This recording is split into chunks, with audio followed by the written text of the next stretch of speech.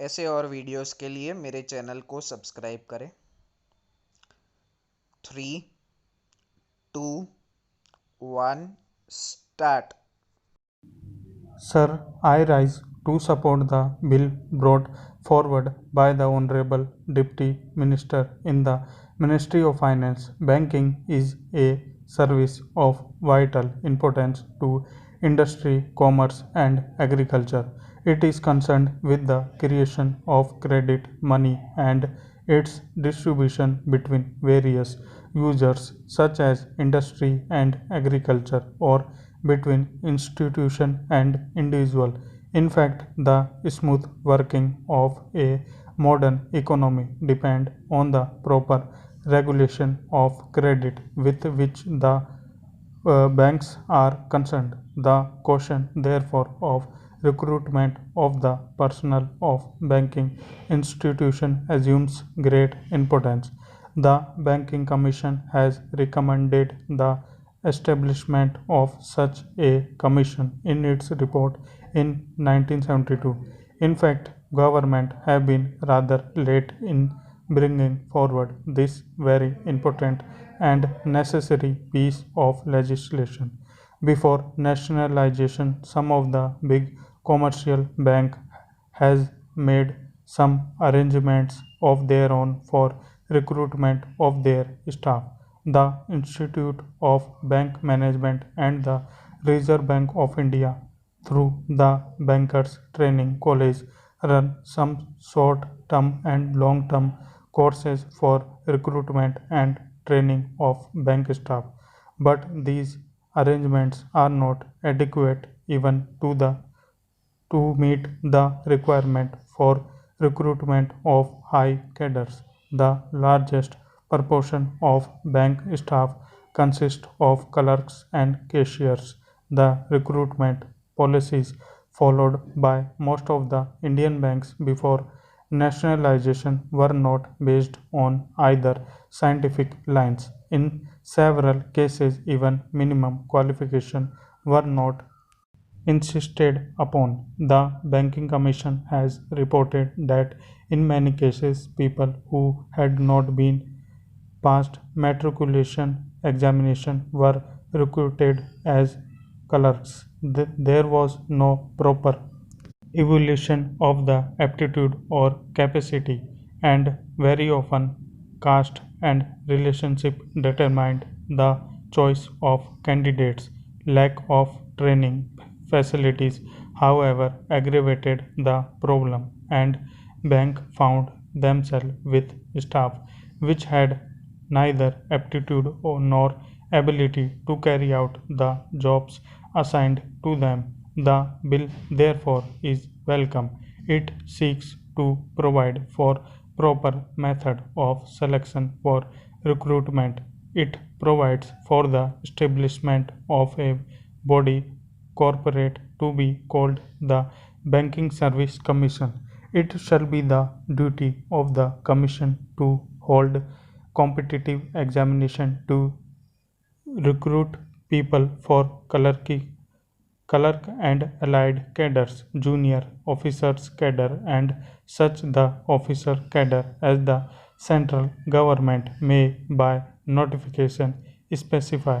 It shall consist of a chairman and person who, in the view of the government, are men of integrity, ability, and have experience of finance and business administration.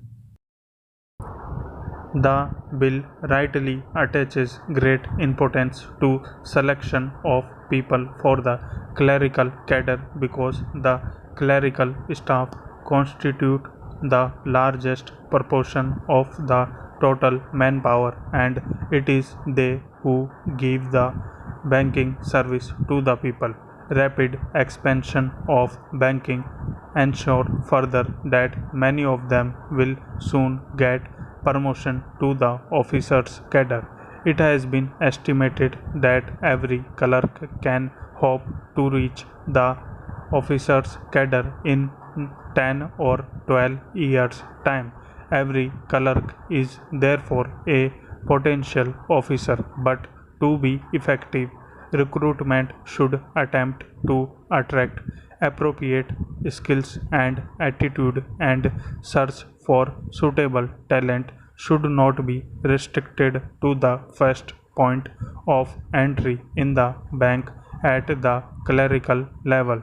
It should also be extended to sufficient number of persons who possess executive skill. With the functional enlargement of the banks, they require the service of experts such as agricultural scientists and those who are expert in engineering. Recruitment of such personnel should also be considered by the Banking Commission. A provision in the bill enables the government to increase the proportion of such junior staff from 25% to 33%. In my view, it is a welcome provision. There is a provision that a certain percentage should be reserved for scheduled caste and scheduled tribes. This percentage has to be determined according to the general principles and also the requirement of the banks. One provision says that the commission will have certain advisory function. It is an important provision. We know how in government service very difficult problems of promotion and seniority arise. It is better that they are solved by a third party rather than the superior officer who have sometimes against people working under them. I hope this provision will be used for that purpose.